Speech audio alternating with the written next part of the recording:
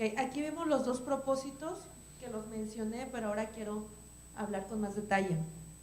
Los propósitos por los cuales fueron construidos o puestos en el tabernáculo, las columnas, eran para sostener las cortinas y para sostener la puerta. ¿Ok? Recordemos que la puerta estaba del lado oriente, tenía lo que era el tabernáculo, ¿cuál era la medida del tabernáculo? ¿En codos? 100 codos, muy bien, 100 codos, 100 de largo y 50 de ancho. La puerta tenía 20 codos, ¿sí? Entonces, este era el propósito de las columnas, poder sostener las cortinas y sostener la puerta. Aquí con el dibujo que les traté de hacer, más o menos para ilustrar cómo estaban puestas estas cortinas, las columnas, de esta manera cada columna estaban unidas por medio de los cinchos que representan, que eran cinchos de plata, que representa redención, y cómo alrededor del tabernáculo, al momento de que se formaba una columna y les atravesaba un cincho, se formaban varias cruces, que era cuando que nosotros como columnas que debemos de ser, merecemos el juicio, porque el metal representa juicio, merecemos el juicio. Nuestro pecado merece juicio, pero vino la plata de la redención por medio de Jesucristo a atravesar nuestro juicio para ser salvos por medio de su redención. Es por eso que alrededor de todo el tabernáculo eran como cruces, porque representaba la redención que Jesucristo trajo a nuestras vidas por medio de su salvación. ¿Ok? Entonces sostenían las cortinas y sostenían la puerta. La función de las columnas, yo les mencioné, es muy importante, porque cada columna estaba puesta sobre una basa. La basa representa, el agujero de la basa representaba donde fue puesta la cruz, y el agujero donde fue sepultado Jesucristo.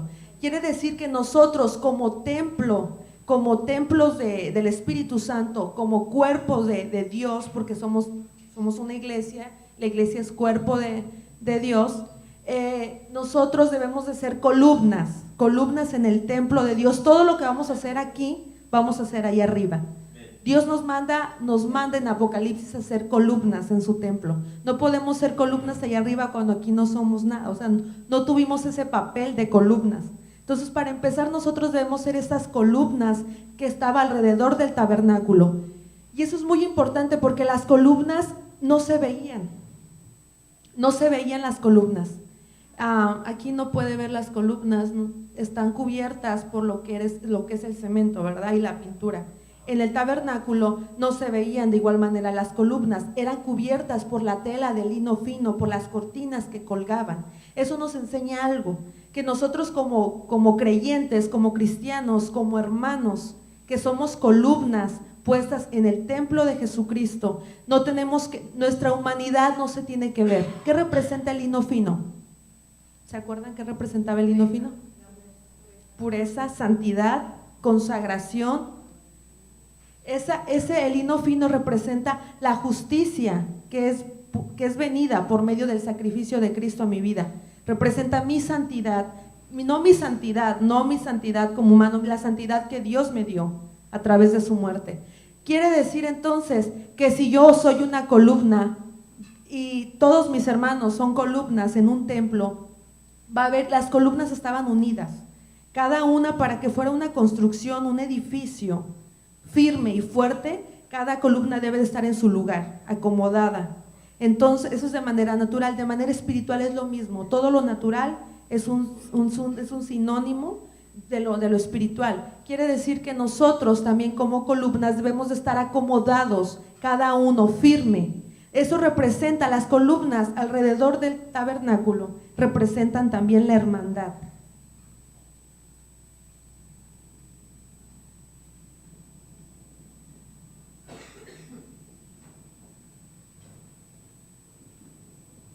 Hagan cuenta que ahí están las columnas, representan la hermandad. Esta columna no funcionaba bien si no tenía esta columna al lado. Había cierta distancia entre cada columna, ¿sí? Y cada columna estaba sujeta, enterrada a una basa, a la cruz de Cristo. Nosotros debemos de estar enterrados, sujetos, establecidos, fundados en la cruz de Cristo, en el sacrificio de Cristo. Solamente así vamos a poder ser verdaderas columnas y yo voy a ser un apoyo para mi hermano, para el hermano que tengo a un lado, ¿sí? Eso también nos habla y es muy importante entender la función de las columnas dentro de la hermandad. Nosotros somos una familia en Cristo, somos hermanos y por lo tanto debe de haber esta unidad en nosotros. Las columnas no andaban cada una por su lado. Para que fuera un edificio firme tenían que estar juntas, tenían que estar fuertes, tenían que estar bien sujetas a la base. Si no estaban sujetas a la base se caían. Si no estaban sujetas de esas cuerdas de lino que representa la doble porción de amor, se caían. Si no estaban bien agarradas de las estacas que representa también la redención, se caían. ¿Sí? Entonces cada parte representa una porción del nombre de Jesucristo y si cada base no estaba sujeta a todo eso, se caía y obviamente no funcionaba la base de al lado. Quiere decir que todo lo que hagamos nosotros como creyentes, sea bueno o sea malo, va a afectar a mi hermano de al lado, ¿sí? Debe de haber unidad entre nosotros, debe de haber ese espíritu de hermandad entre nosotros que va a rodear el cuerpo de Cristo, que va a rodear el templo de Cristo. ¿Amén? ¿Hasta aquí vamos bien? ¿Sí me voy explicando? Ok, entonces representa la hermandad. Es por eso que las columnas no se veían, eran cubiertas por las cortinas de lino. Quiere decir que nosotros como cristianos, no debemos de dar a notar nuestros actos, debemos de dar a notar los actos de Cristo. Amén. O sea, la gente no nos tiene que ver a nosotros. La gente que estaba fuera del tabernáculo, el pueblo que estaba fuera, no veía las columnas, solamente veía las cortinas de lino fino. Es lo mismo. No, la gente que está afuera, el testimonio que nosotros vamos a dar como cristianos es muy importante para reflejar la naturaleza de santidad, porque eso representa el lino fino, la naturaleza de santidad de Cristo. La gente no me tiene que ver a mí, no tiene que ver lo que yo hago, lo que hago lo hago por Cristo y para Cristo. ¿Sí? La gente no tiene que ver eso, la gente tiene que ver la santidad que fue puesta en mí a través de Jesucristo. Amén. La otra función de las columnas es sostener la puerta, sostenían la puerta. ¿Quién es la puerta? Y ahorita vamos a ver quién es la puerta. La puerta es Cristo. Dice en la palabra, yo soy el camino, la verdad y la vida, nadie viene al Padre si no es por mí, yo soy la puerta. ¿Sí? Aquí yo estoy a la puerta y llamo, si alguno oye mi voz y me abriera, entraré con él, cenaré con él y él conmigo. Amén. Jesucristo es la puerta, ¿sí? Entonces la función de las columnas era sostener la puerta. ¿Qué les dice esto? En la manera natural las columnas, imagínense el tabernáculo, sostenían la puerta. Ahí está la puerta. En lo espiritual, ¿cómo vamos a entender que yo como columna voy a sostener la puerta, siendo que Cristo es la puerta? Cristo no necesita que lo sostengan, pero ¿de qué manera pueden aplicar este principio a nuestra vida espiritual? Amén. Buscando de Él. ¿Perdón? Sometiéndose más. Van a exactamente. Sujetándose. Es bueno lo que está diciendo él. Es interesante porque nosotros como columnas vamos a sostener el mensaje de la puerta, el mensaje de Jesucristo. Quiere decir que nosotros vamos a darlo a conocer. Vamos a dar a conocer el mensaje. Jesucristo nos mandó a ser testigos, ¿sí? Cuando fue su ascensión, les dijo: id por todo el mundo y predicad el evangelio a toda criatura. Es nuestra misión, ir a hablar a otro de Cristo, ir a hablar a otro. Yo como columna que soy, voy a ir a hablar a otro del mensaje de la puerta que es Cristo. Mi deber como creyente es ir a hablar, no quedarme callado. Y no vamos a hablar. Muchos hermanos pensamos, porque yo lo he pensado también, que yo para compartir de Cristo necesito saberme toda la Biblia, porque a lo mejor me pregunta algo que no sé. Pero Dios no les dijo: mira, si tú te sabes toda la Biblia, ve y comparte de mí. O sea, Él no dijo eso. Él no dijo: bueno, si tienes ganas, ve y comparte. Dijo: ve y di. O sea, ve y di lo que yo he hecho en tu vida. Ir por todo el mundo y predicar. Siempre que en la palabra de Dios una palabra termina en ad, ed o id, es un mandamiento, no es una opción. Dice, id y predicad. Quiere decir que tienes que ir a hacerlo, no es que si tengas ganas, no es que si te sientes bien, no es que si tienes dinero, no es que si tienes la oportunidad, tienes que ir a predicar, es un mandamiento que Dios nos dejó. Entonces eso representa, al momento de que las columnas sostenían la puerta, representa que nosotros como columnas debemos de hablar de Cristo, ir a dar el mensaje de la puerta, amén. Y las columnas, como les mencioné también, excluían, era una forma de dividir y una forma de guardar, ¿sí? Las cortinas, que eran de lino fino, representan la santidad que es puesta en nosotros a través de Jesucristo. Y eso quiere decir, como yo les decía el otro día, nosotros como cuerpos de Cristo, como columnas de un templo que somos, debe de haber esta unidad en nosotros. Esto habla del espíritu de la hermandad, del amor, del apoyo que debo de tener yo hacia mi hermano. Si yo veo a mi hermano en aflicción, mi deber es ir como columna que estaban cercas, estaban sujetas, estaban unidas. Mi deber es ir y acercarme, como dice, y decir, hermano, está bien, mire, lo veo así. Es ir y compartir y mostrar una preocupación genuina, una preocupación sincera por mi hermano, por su necesidad, y estar en oración por él, ¿sí? ¿Sí? Entonces eso representa las columnas, y de esta manera, cuando hay unidad, cuando hay gratitud por la vida de mi hermano, por la columna que Dios puso a un lado de mí, ¿sí? De esa manera vamos a estar unidos y vamos a excluir todos los espíritus que quieran entrar para romper esa unidad. Como dice una frase, la unidad hace la fuerza. Si hay unidad, va a haber fuerza. Si hay unidad, va a haber forma, en el nombre de Jesús, de poder vencer todo ataque que venga de afuera, porque vamos a excluir, vamos a dividir, vamos a hacer una cerca, vamos a guardar entre todos la porción que Dios nos está poniendo en nuestro corazón como hermanos en Cristo, como cuerpo en Cristo. Amén. Vamos a poder guardar lo que Él está sembrando en nosotros. La iglesia no caminaba cada quien por su lado, ¿sí? El tabernáculo no caminaba cada quien. Cada cosa tenía su lugar, pero era transportado por todos, por todo el pueblo. No era transportado solamente por unos cuantos, era transportado por todo el pueblo. Aquí muestra también la unidad, la importancia de estar reunidos todos, unánimes, juntos, como dice el Salmo 133. Amén. Y bueno, la puerta.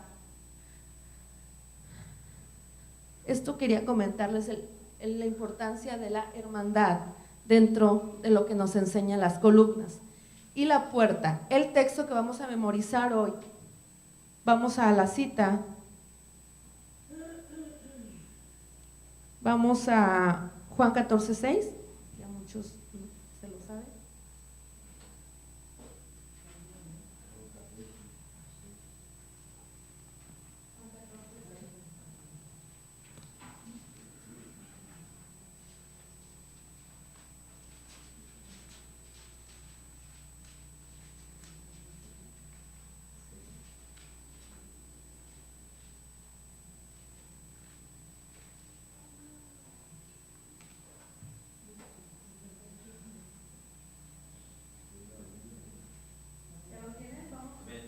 Leerlo todos juntos porque va a ser el texto de la clase de hoy que vamos a memorizar. Todos juntos, por favor.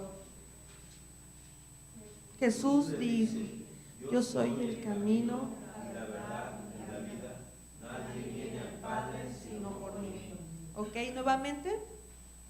Jesús le dijo, yo soy el camino, la verdad y la vida. Nadie viene al Padre sino por mí. Ahora vamos a Juan 10.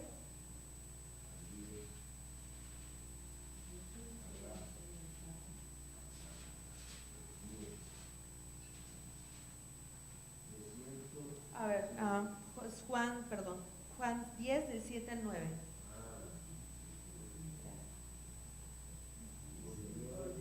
¿Todos juntos, por favor? Volvióles pues Jesús a decir, de cierto os digo, yo soy la puerta de las ovejas. Todos los que antes de mí vinieron, ladrones son y robadores, mas no los oyeron las ovejas. Yo soy la puerta, y el que por mí entrare será salvo, y entrará y saldrá y hallará ¿Qué dicen estos dos versículos? ¿Quién es la puerta? Jesús es la puerta. Yo soy el camino, la verdad y la vida. Nadie viene al Padre sino por mí.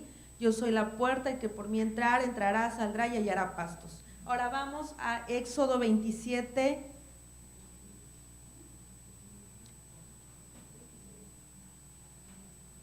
Éxodo 27, 16.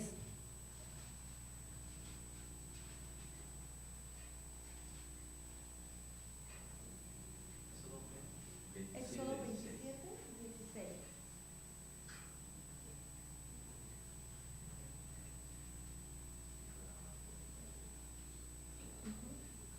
¿Ya lo tienen? Éxodo 27, 16. Todos juntos también vamos a poner atención porque aquí habla ya de la puerta del tabernáculo y cómo estaba hecha. ¿Todos juntos?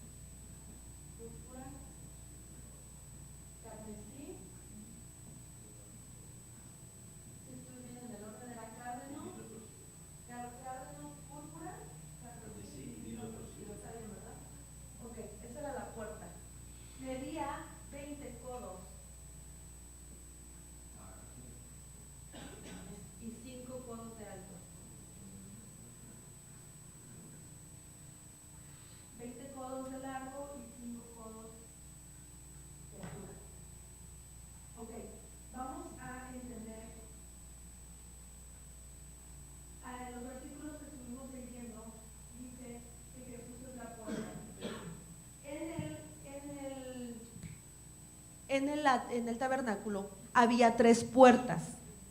La primera era una entrada, era esta entrada, pero era la puerta principal. No podías entrar al tabernáculo si no entrabas por esta puerta. Amén. Después, en la parte, y vamos a ver de manera gráfica el tabernáculo, después del lavacro, lo que es la parte horizontal, estaba el lugar santo. Recuerden que era el atrio, lugar santo y lugar santísimo. Esta era la puerta del atrio, la puerta principal, como si fuera esa. Después entrabas y tenías la experiencia con el primer mueble, que era la experiencia con la sangre, el sacrificio de Jesucristo. Después tenías la experiencia con el lavacro, con las aguas de su nombre, que es el segundo mueble. Después te encontrabas con el lugar santo, que es la segunda puerta. Aquí ya entrabas a la segunda puerta, que tenías la experiencia con el candelero, con la mesa de los panes y con el altar de la oración.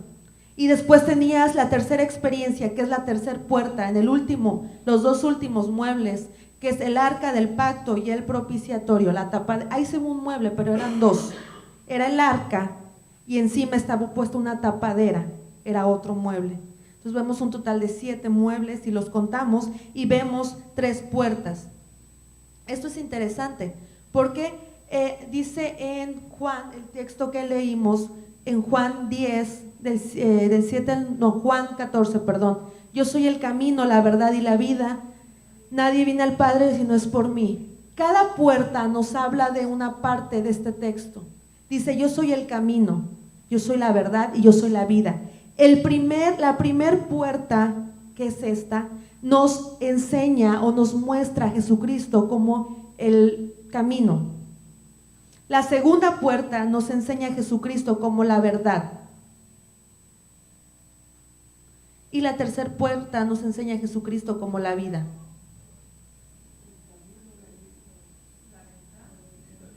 El camino, la verdad y la vida. La primera puerta, que es la que estamos estudiando, que es la principal, nos muestra a Jesucristo como el camino. No había otro camino al tabernáculo, solamente era por esta puerta. ¿Sí? La segunda puerta nos enseña a Jesucristo, nos refleja una parte de su naturaleza como la verdad. Él era la verdad. Y si no podías entrar por esa puerta, tenías que atravesar esa puerta para estar en el lugar santo. Y la tercera puerta, que te llevaba al lugar santísimo, nos enseña a Jesucristo como la vida. ¿Ok? El camino, la verdad y la vida. Aquí vemos el atrio, lugar santo y lugar santísimo. Pero ahora estamos estudiando a Jesucristo como el camino, que representa la primera puerta, que es la puerta principal.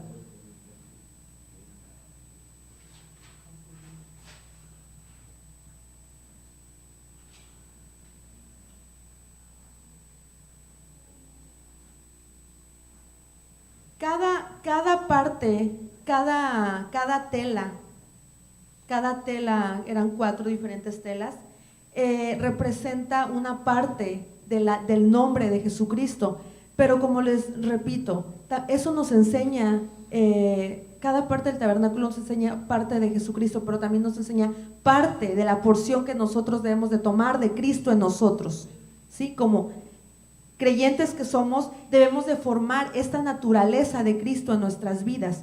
El cárdeno, que era el primer color, que era como un color azul o cárdeno, viene del hebreo, que es tekelet.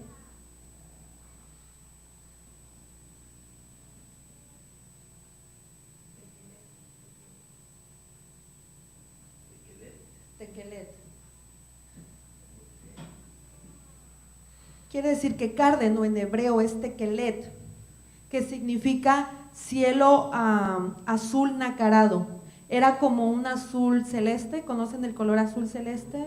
Como azul cielo, azul bajo. No era un azul marino, no era un azul fuerte, era un azul bajito, un color muy bonito. ¿Perdón? Azul claro, era un azul claro. Y cada cortina, cada color representa una parte de Jesucristo. El azul, que es el tekelet en hebreo, nos enseña o nos muestra a Jesucristo como Hijo de Dios, representa la divinidad de Cristo. Amén. Una parte de Cristo, parte de la naturaleza de Cristo. El azul, el cárdeno o tekelet en hebreo, nos muestra a Jesucristo. Él es la puerta. Amén. Pero el azul nos enseña la divinidad. Refleja la parte divina, la parte de Jesucristo como Hijo de Dios, como enviado de Dios a esta tierra para morir por nuestros pecados. Amén. Representa su celestialidad, su divinidad. Amén. Entonces eso nos enseña el azul. ¿Sí? Después vemos, voy a borrar esto. Aquí, tengo un borrador. Después tenemos el púrpura. El púrpura. De manera natural, ¿quiénes usan el púrpura? Los reyes. Es como un color moradito, ¿verdad? Es el púrpura. Ok, el púrpura es el color de la realeza. Quiere decir que el púrpura, el segundo color de la puerta, nos muestra a Jesús como rey.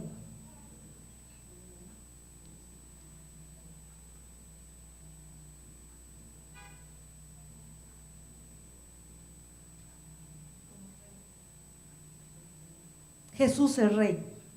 Amén. Amén, Jesús es rey. Amén. El tercer color, que era el carmesí, es como un color rojo. Es del hebreo tolat.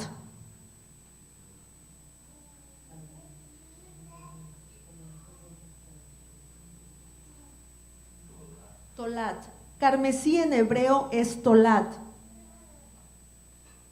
¿Ok? ¿Qué significa larva? ¿Saben qué es una larva? Es un sinónimo de gusano. La larva es una etapa de crecimiento de los animales invertebrados, una etapa de metamorfosis, cuando pasan de ser como de huevecillos a ser como la etapa adulta. Por ejemplo, la larva de la mariposa viene siendo la oruga. La oruga es la larva de la mariposa, o sea, porque ya está a punto de convertirse en mariposa, en capullo, después en mariposa, ¿verdad? Entonces, es sinónimo de, la larva es sinónimo de gusano, pero es de manera natural es una etapa de la metamorfosis o del crecimiento de un animal invertebrado. Esa es la larva, ¿ok? Entonces, larva, vemos que de manera natural tiene una apariencia desagradable, ¿sí? Eso nos habla del espíritu de servicio que Jesucristo vino a hacer.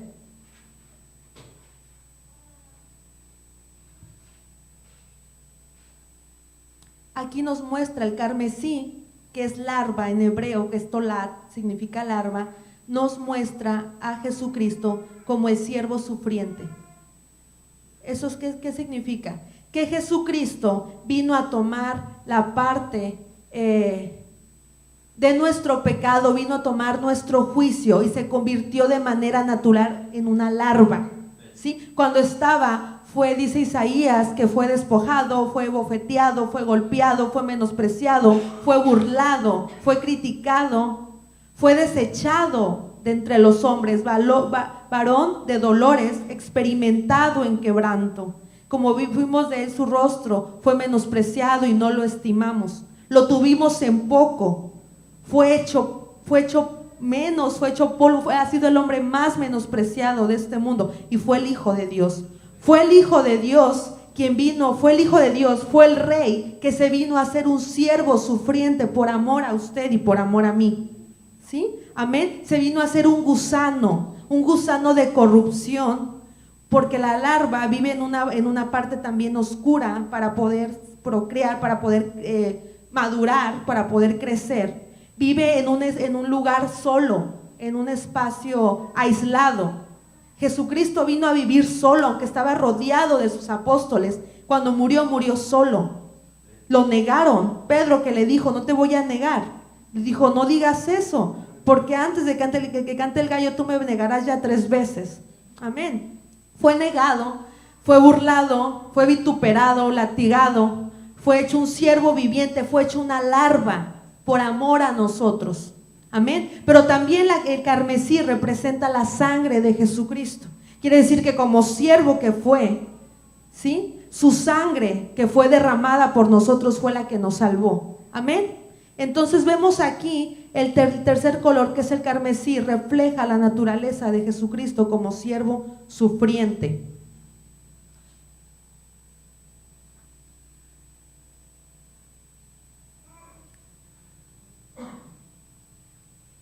Y el último color, que es el lino fino torcido, representa pureza y santidad. Aquí nos enseña, nos demuestra a Jesucristo como Hijo de hombre.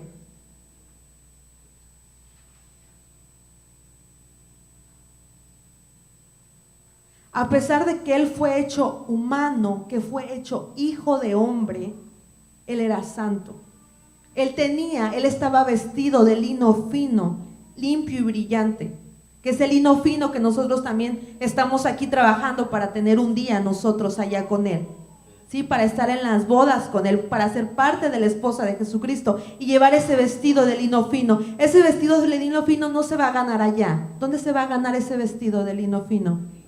Aquí se va a ganar, con nuestras obras, y no por las obras de justicia, por medio de su sangre, no nuestras propias obras. Nuestras obras, como dice la palabra, son trapos de inmundicia. Son las obras por medio de la sangre de Jesucristo, por medio de reconocer que yo no soy nada y que Él es el siervo sufriente, que dio su sangre por mi salvación. Yo voy a obtener ese vestido de lino fino que el Hijo del Hombre vino a ponérselo en esta tierra. Ella lo traía, pero Él vino a demostrarnos cómo podemos nosotros ganarnos ese vestido de lino fino. Amén. Entonces, aquí vemos el significado, vemos los 4 colores de la puerta y vemos que representa, el azul representa al Hijo de Dios, representa que Jesucristo es Hijo de Dios, el púrpura que representa que Jesucristo es Rey, el carmesí representa que Jesucristo fue un siervo sufriente y el lino fino representa a Jesucristo como Hijo de Hombre. Ahora, esto es interesante porque ¿en qué parte de las Escrituras nos hablan de la vida de Jesucristo? Hay 4 libros, los evangelios. ¿Cuáles son los evangelios? Mateo, Marcos, Lucas y Juan. Quiere decir que aquí como representa o refleja parte de la naturaleza de Jesucristo hombre, porque aquí vemos su experiencia. Estos 4 colores representan la experiencia que Él tuvo al venir, al bajar. Él vino como Hijo de Dios, Él vino como Rey. ¿Se acuerdan cuando en uno de los evangelios, no recuerdo cuál, cuando estaba frente a Pilatos, les dijo, cuando lo estaba cuestionando y enjuiciando, le dijo, es que yo he venido para ser Rey? Eso fue la única respuesta que Jesús le dijo a Pilatos, yo he venido para ser Rey. Ahorita me acordé cuando mencioné eso. Entonces, Él vino para ser Rey. O sea, cuando murió, ¿qué le pusieron en la cruz? ¿Qué decía la tableta? Rey de los judíos. Entonces Él nació, Él dijo, yo nací y yo estoy aquí para ser Rey. Él nació, Él vino para ser Rey, ¿sí? Pero también vino como un Hijo de Dios, porque Él es el único camino. Estamos viendo a Jesús la puerta, que es el camino. Él es el único camino que nos va a llevar a Dios, a su Padre, ¿sí? Pero también vino a morir por nosotros como un siervo sufriente, como una larva, para convertirse en ese rojo carmesí que es el único que nos podía salvar, la sangre de Jesucristo, ¿sí? Y vino también como Hijo de Hombre para mostrar la santidad que Él tiene, y que nosotros debemos de adquirir también en nuestro caminar por este mundo. Amén. Entonces, eso nos lleva a los 4 evangelios, Mateo, Marcos, Lucas y Juan, pero no está en ese orden. En Mateo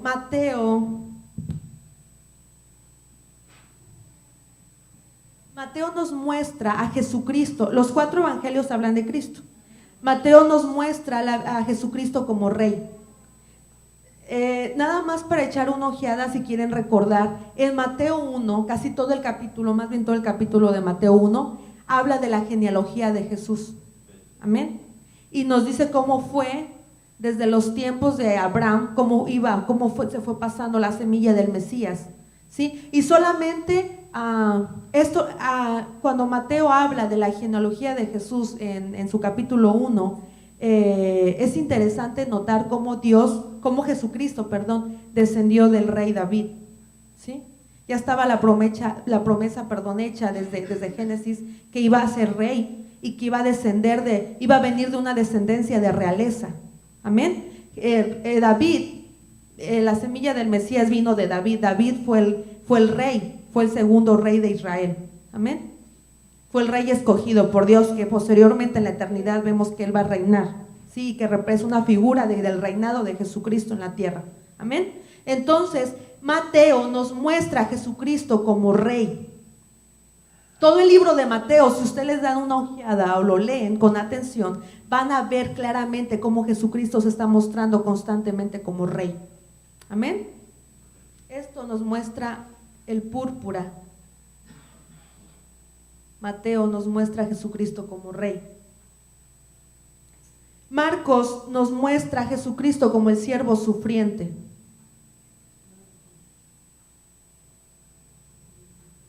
Constantemente. Yo hace como un año llevé tengo como 4 años, estudio teología y llevé un estudio de Marcos, me llevé casi un año estudiando Marcos y es muy interesante cómo en todos los 17 capítulos que tiene Marcos habla constantemente del siervo sufriente. O sea, constantemente te muestra Marcos a Jesucristo no como rey, no como hijo de Dios, no como hijo de hombre. Constantemente muestra su espíritu de servicio que Jesucristo vino a hacer por nosotros.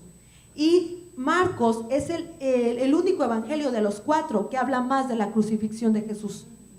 Marcos. Si quieren saber más de la muerte de Cristo, lean Marcos. Él habla más acerca del sufrimiento y del vituperio que Jesucristo llevó. Entonces Marcos nos muestra a Jesucristo como el siervo sufriente, que representa el carmesí o la larva que fue hecho por nosotros. Lucas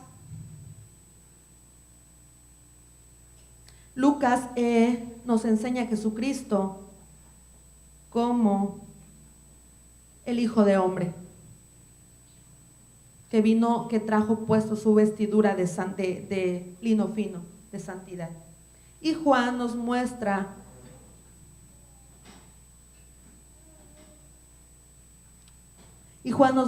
a Jesucristo como Hijo de Dios, que es el color azul o el cárdeno.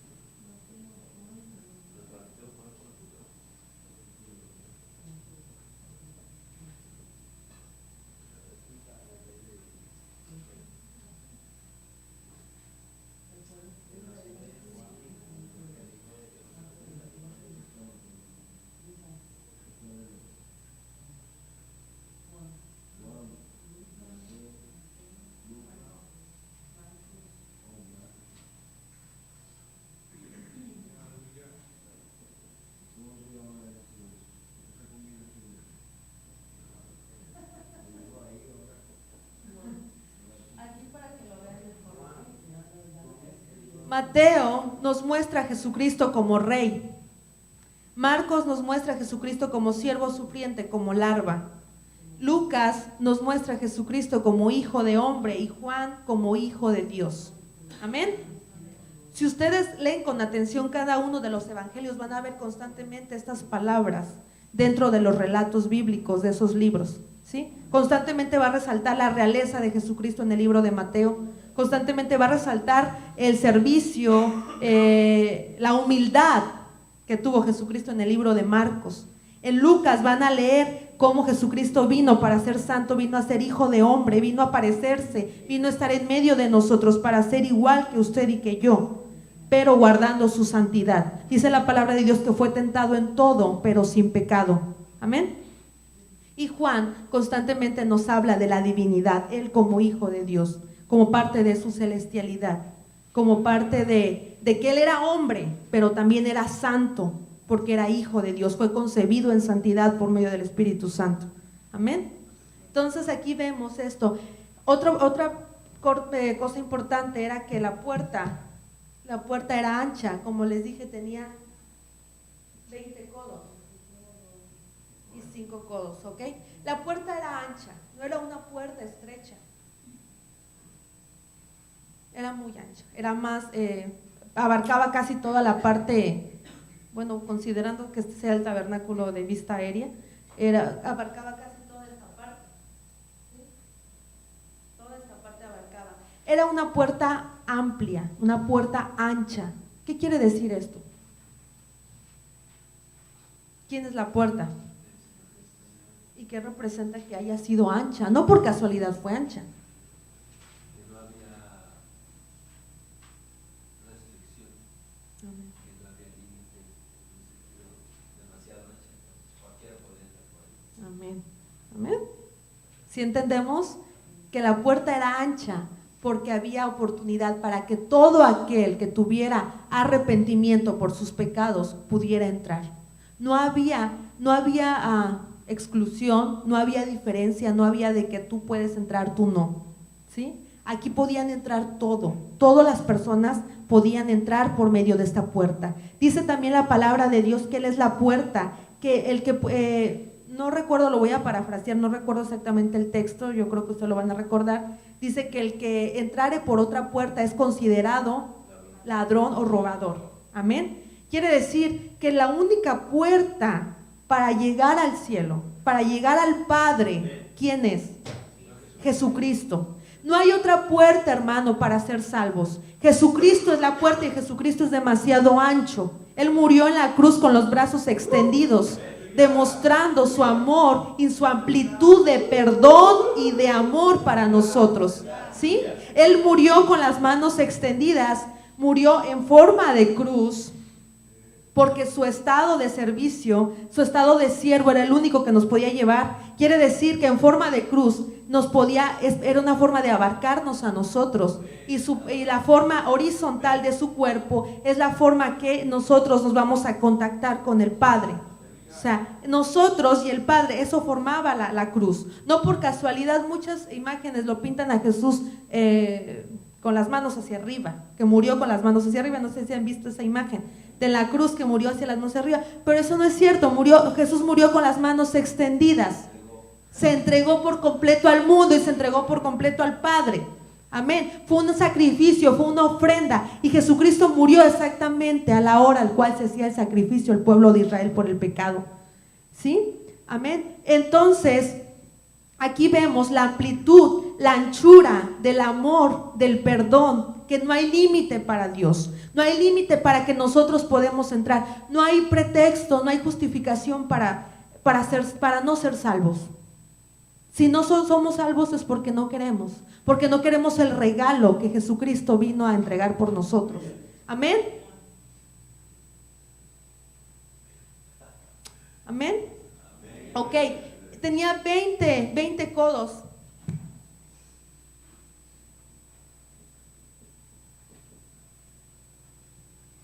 Es el resultado de una multiplicación de 5 por 4. ¿Recuerdan qué significa el 5? El número de la gracia. El número 5 es el número de la gracia y el número 4 es el número de la tierra. ¿Por qué el número de la tierra? Bueno, de manera natural podemos... amén. Pero de manera natural, porque es el 4 es el de la tierra. En cuanto a los ciclos, vemos constantemente el número 4. Tenemos 4 estaciones, 4 puntos cardinales. O sea, hay muchas evidencias que reflejan el número 4 en la tierra. Quiere decir que nosotros, como parte de una humanidad, como parte de esta tierra, tuvimos que necesitar de la gracia de Cristo, del número 5 de su gracia, para poder ser salvos. Amén.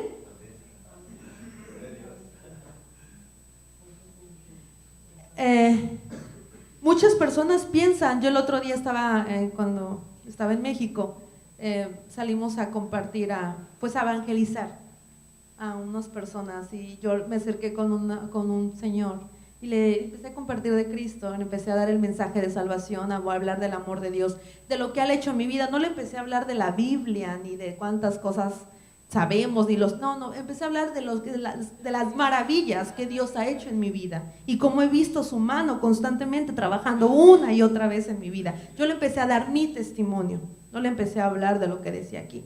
Sí, empecé a hablar del testimonio de lo que Dios ha hecho en mí, y me dijo, no, pero es que ¿sabes qué? Pues yo soy muy bueno, yo no le hago daño a nadie, Yo creo que todos hemos escuchado eso, ¿no? Yo no le hago daño a nadie, yo amo a mi esposa, la cuido, no la engaño, amo a mis hijos. Yo estoy seguro que cuando yo me muera me voy a ir al cielo. Y yo no aguanté la risa y me empecé a reír. Y dije, no, pero usted no se va a ir para el cielo por obras. La Biblia dice que Él es el camino, Él es la verdad, Él es el camino, Él es la verdad y la vida, Él es la puerta. Nadie podía entrar hasta arriba. Nadie podía entrar a cualquier parte del tabernáculo si no podía entrar por aquí, por Jesucristo la puerta. Le dije, usted no puede ser salvo, usted no puede cuando muera o cuando Cristo venga, no puede irse con Él si usted no reconoce a Jesucristo como su Salvador y como su Señor y le entrega su vida. Solamente de esa forma vamos a ser justificados delante de su presencia por medio de su muerte. Y me decía, es que yo no necesito a Jesús, yo soy bueno. También sería injusto de parte de Dios que cuando yo me muera me vaya al infierno, habiendo tenido tantas obras buenas en este mundo. Le dije, pero es que la Biblia dice que nuestras obras son como trapos de inmundicia y que no somos perfectos y que nosotros por naturaleza somos pecadores, por naturaleza y por elección. Ya heredamos el pecado de nuestros padres. De Adán heredamos del pecado. Y todavía traemos esa carga del pecado y todavía venimos aquí a pecar más, porque ya somos concebidos en pecado, como dijo David, ¿sí? Que en pecado fue concebido. Y todavía venimos y todos los días pecamos, ¿verdad? Con nuestras malas elecciones. Imagínense la carga de pecado que traemos en nuestras espaldas. Sí, en nuestro corazón traemos muchas cosas. Le dije, nosotros no vamos a ser salvos por nuestras propias fuerzas, por nuestras propias obras. Entonces de nada serviría el sacrificio que Jesucristo hizo. De nada serviría. Jesucristo no vino a morir nada más porque tenía ganas, porque no tenía nada que hacer. Jesucristo vio nuestra necesidad corrupta, nuestra necesidad de pecado y vio que necesitábamos ser redimidos por una fuerza divina, por una fuerza externa, por una fuerza humilde y poderosa que no estaba en nuestras manos hacerlo.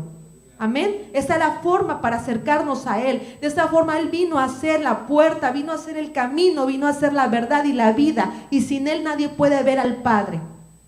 No importa lo bueno que seamos aquí en esta tierra, no importa si le hemos hecho no le hemos hecho daño a nadie, si no hemos robado, no importa que seamos genuinos todos los días con nuestros seres amados, no importa eso. Lo que importa es la comunión que tengamos todos los días con Jesucristo, es lo que nos va a hacer salvos. Amén. Entonces nuestra salvación no es por obras, es por la gracia y la misericordia de Jesucristo. Amén. Por último, la puerta tenía estos 4 colores: cárdeno, púrpura, carmesí, lino, torcido. Estos 4 colores estaban unidos, no estaban separados. Les repito, como les comentaba hace rato, las columnas no se veían. Lo único que se veía era la tela. Entonces la puerta con estos 4 colores estaban tejidos, estaban unidos, estaban unidos, pero estaban unidos de una forma, dice, la puerta tenía que ser trabajada con aguja y bordada, y trabajada significa terminar algo por completo. ¿Esto qué quiere decir?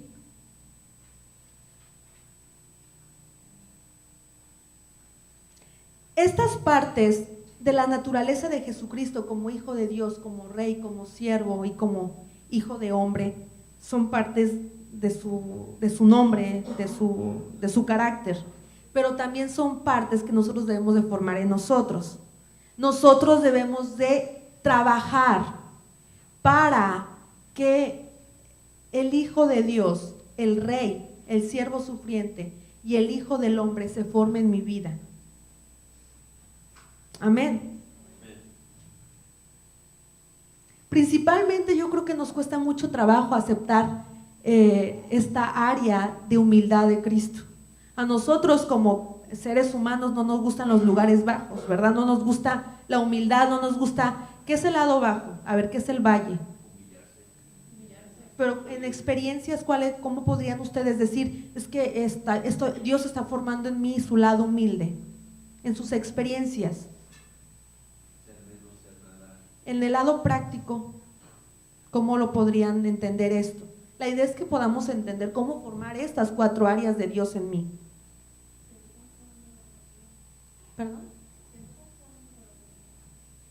siendo conforme con lo que tengo.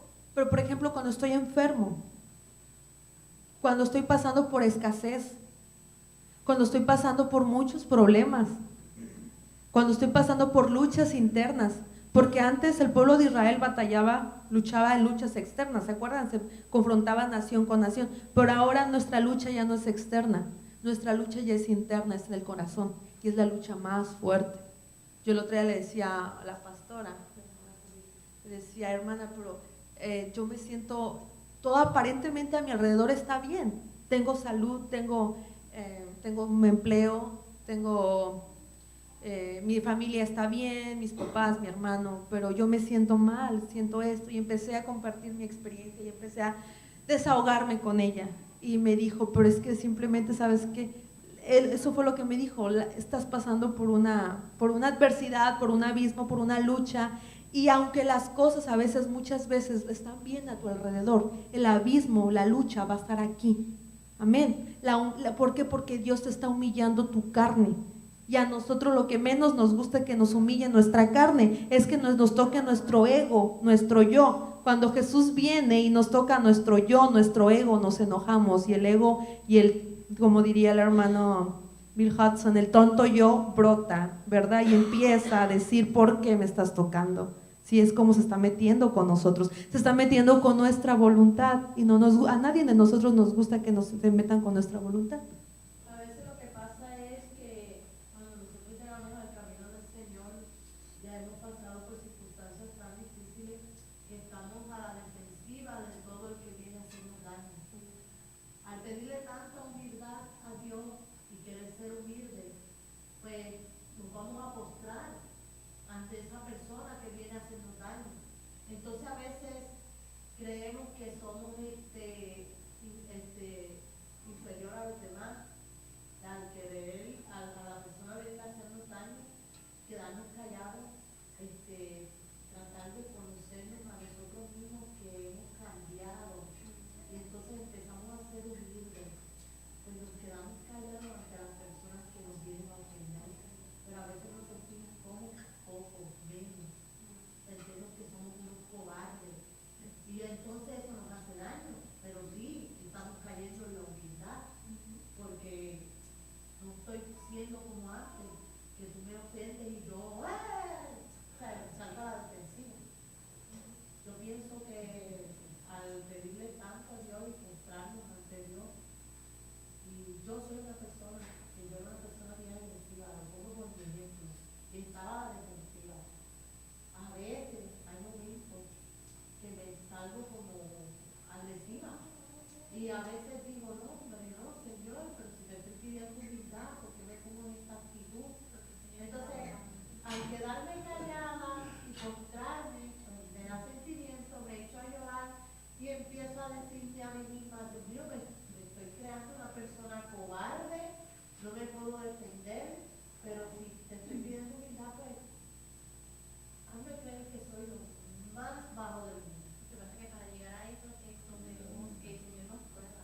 Tenemos que, para nosotros pasar por eso, Dios nos somete a pruebas para ver hasta dónde llegamos. Hasta donde Estamos Hasta con dónde amor. podemos aguantar. y con gratitud, porque el punto no es pasar por la prueba, el punto es cómo Como pasas. por ello, Como porque puedes pasar la prueba. La actitud que vas a tener, puedes pasar la prueba y decir, me quedo callado. A veces me encanta la palabra. Me humillo a mí misma por dentro, Por ejemplo, porque humillas, o sea, puede que una persona como le digo a su hermana, Venga, te ataque y tú te quedes callada, pero por dentro le estás diciendo lo peor. eso no es humildad. Y eso no es mansedumbre. Porque la humildad es para Dios y la mansedumbre es para mi prójimo. Eso no es ser manso ni humilde. La actitud de mansedumbre y humildad es bendecir. Quedarme callado y con gozo. Y perdonar. Bendecir y perdonar. Porque si no hay perdón, Sabes que en un momento dado en mi trabajo me pasó eso hace una semana atrás. Como que me pegaron mi boca y yo, pues alabado sea mi Dios. Y empecé a alabar a Dios. Y a los 20 minutos esa persona le dio un coraje, me estalló todo y hasta me tiró la cara y todo. Yo, Señor,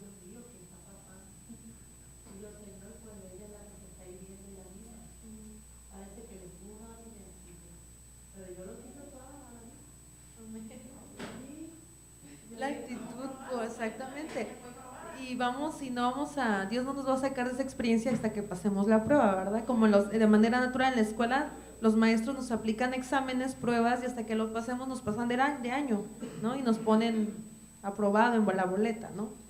Pero así pasa con Dios, también constantemente nos manda pruebas, nos manda exámenes para ver qué actitud hay en nosotros, para ver, conocernos a nosotros mismos y ver también de manera cómo podemos adquirir la naturaleza de humildad y de perdón en Cristo en nuestras vidas. Pero sí es muy difícil, se dice fácil, pero cuando estamos en la experiencia es muy difícil porque viene Cristo y nos toca nuestro ego, nuestro yo, nuestra voluntad, y viene a tocar lo más sensible de nosotros, que es como nuestro propio Dios en medio, sentado en el trono y queriéndolo quitar y poner a Cristo en el trono, que debe de estar Cristo allí, pero no nos gusta cuando Cristo viene a mover nuestro yo del trono para ponerse Él. Amén. Pero este carácter de humildad, este carácter de santidad, este carácter de la realeza y de la celestialidad o divinidad de Cristo deben de ser formados en nuestras vidas. De manera natural, las cortinas tenían que ser muy trabajadas. Yo me imagino que esas telas eran muy gruesas y tenían que usarse unas agujas muy gruesas para unirse uno con otro. Entonces, no nada más era pasar la aguja, no era nada más pasar la aguja de forma sencilla, era pasarla muchas veces, constantemente. Era una forma muy trabajada, muy labrada, ¿sí? Era bordada y trabajada en la aguja que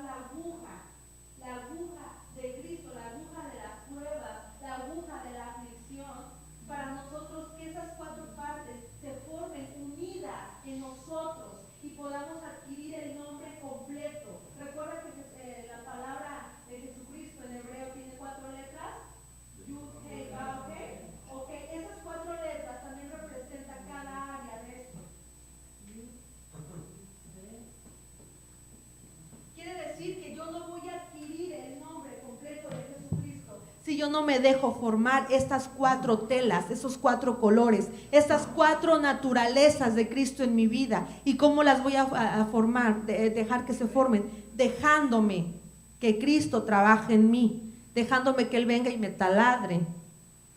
Todo, las telas eran sumamente trabajadas.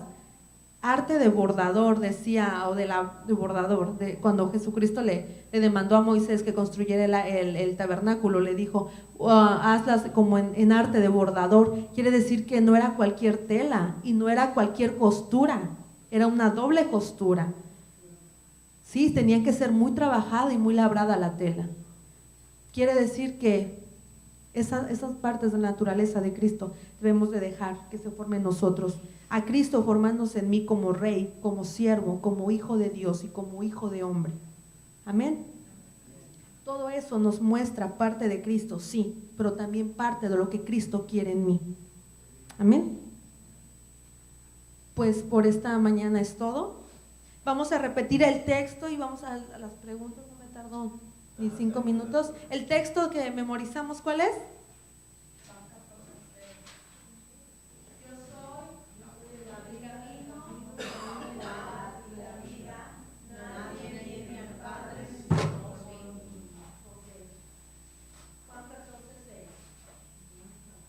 Ok, ahora vamos con las preguntas y su chocolate.